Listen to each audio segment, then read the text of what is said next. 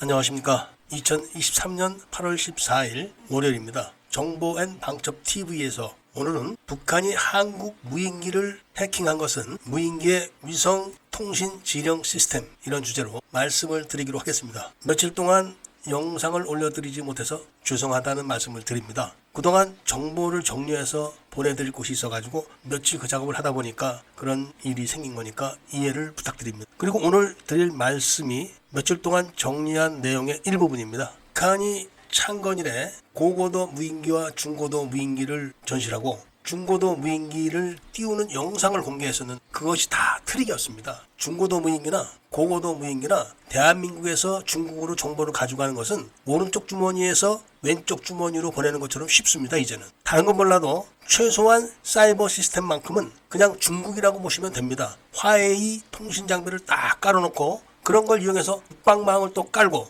그리고 대한민국 전체 서버를 반란의 도시 나주에다 딱 갖다 놓고 서버를 열었다 닫았다 하면서 그런 동작을 다 서포트 해주고, 그리고 현장에서는 중국인들이 국가기관 또는 방산업체, 핵심기관 이런 데 직원으로 근무를 하면서 그 역할을 하는 겁니다. 그러니까 오른쪽 주머니에서 왼쪽 주머니로, 왼쪽 주머니에서 오른쪽 주머니로, 이런 정도로 대한민국에 있는 모든 정보가 실시간으로 넘어가기 때문에 대한민국의 무인기 설계도 이런 거를 중국으로 가져가는 거는 아무것도 아닙니다. 그리고 그런 것이 지상에서만 이루어지는 게 아닙니다. 바로 통신위성, 우주에 띄우는 통신위성에 있는 정보도 다 가져갑니다. 그리고 오늘 밤에 휴전선에서 벌어지는 경계 정보도 실시간으로 중국으로 다 넘어가고, 중국이 좀 더 볼 게 있다 하면은 원격으로 그 카메라를 조정해서 중국에서 보고 싶은 걸 다 보는 그런 정도가 지금의 사이버 상태입니다. 그럼 이번에 북한이 최종적으로 무인기를 공개했을 때는 왜 공개했냐면은 대한민국에서 무인기를 조종하는 암호 통신 시스템, 이거를 북한이 갖고 있다는 것을 자랑하기 위해서 그런 겁니다. 그러니까 무인기 설계도,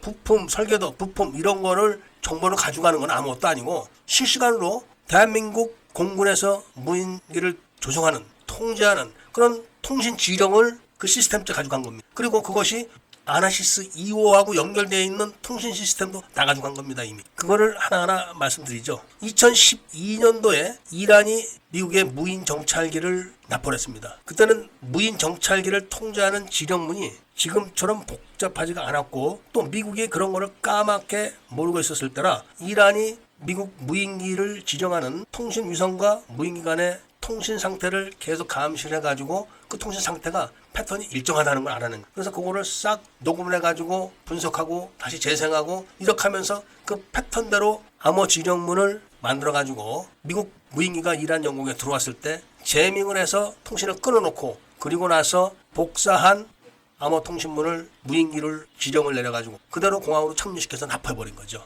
요렇게 했을 때가 2012년 말인데, 북한이 2013년 3월에 우리나라가 갖고 있는 통신 위성, 그러니까 아나시스 1호입니다. 요거를 재밍을 해서 다 못쓰게 만들어 놓은 겁니다. 이것은 통신 위성 아나시스 1호를 어떤 주파수로 통신을 해서 어떤 주파수로 응답한다, 그리고 그 대역폭이 뭐다, 이런 걸 다 알아가지고 그거를 재밍한 거죠. 그런데 2013년부터 LGU에서 대한민국의 화웨이 통신 장비를 깔기 시작을 하는 겁니다. 그래서 2014년도는 어느 정도 깔렸는데 2014년도에 ADD를 해킹을 해가지고 3,000대 컴퓨터를 통째로 다 해킹한 겁니다. 그때 핵심이 바로 지금 중고도 무인기가 지령을 어떻게 내려가지고 어떻게 통제돼서 어떻게 움직이는가, 이 통신 시스템을 싹 가지고 간 겁니다. 그러면서 그때 LG CNS에서 국방부의 국방망을 또 다 깝니다. 그래놓고 바로 국방부 전체를 해킹을 해버리죠. 합참이고 뭐고 다 해킹당하는 겁니다. 심지어는 사이버 사령부까지 다 해킹을 해버립니다. 그리고 나서 2016년도에 중고도 무인기를 만드는 대한항공을 싹 다 해킹을 해가지고 싹 다 가지고 버리는 겁니다. 그리고 나서 얼마 전에 아나시스 2호 신형통신 위성을 띄웠을 때 군 당국은 신형통신 위성을 조절하는 조절 단말기를 하나도 준비해 놓지 않은 겁니다. 그래서 그거를 아나시스 1호를 통제했던 조절 단말기를 갖고 통제를 하는 겁니다. 그것은 아나시스 1호를 이미 북한이 재밍을 했기 때문에 그걸로 아나시스 2호를 통제하는 그런 상황을 북한이 다 알게 해주는 조치입니다. 그게. 그리고 그런 거를 최종적으로 확인한 게 얼마 전에 최용함이 3시간 넘게 해군 작전사령부하고 연락이 두절된 적이 있었습니다. 잠수함은 5분 이상 연락이 두절돼 버리면 격침으로 판단합니다. 그런데 그 이유를 통신 위성의 사각 지역에 있었기 때문에 그렇다. 이렇게 하면서 태풍이 불어가지고 제주 서남방 쪽으로 피신을 해서 그렇다. 이렇게 했지만 나중에 확인해 보니까 흑산도 옆에 있었습니다. 그러니까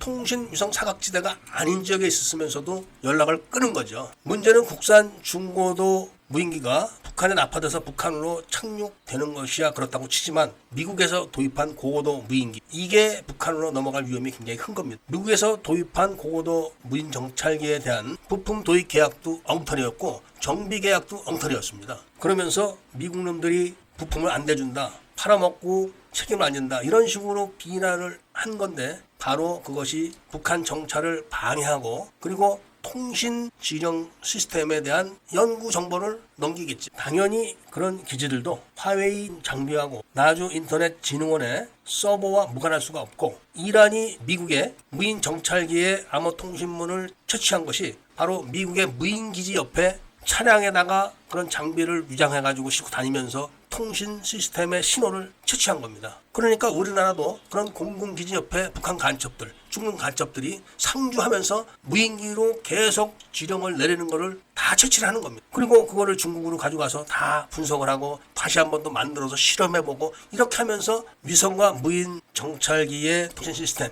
또 지상기지국가 무인 정찰기의 통신 시스템 이런 것이 다 유출돼 버린 겁니다. 그리고 앞으로 발사될 정찰 위성에도 다 이미 중국산 저장 장치가 장착되어 있다고 합니다. 바로 오늘 말씀드린 내용이 그동안 정리한 정보의 일부분이라는 것을 말씀드리면서 오늘 이야기를 마치고자 합니다. 그리고 한 가지 더 말씀을 드릴 것 같으면은 이번에 KT 대표로 오는 사람이 바로 국방망을 깔았던 LG CNS 사장입니다. 그거 잘 알고 계셔야 됩니다. 이야기를 들어주셔서 감사드립니다.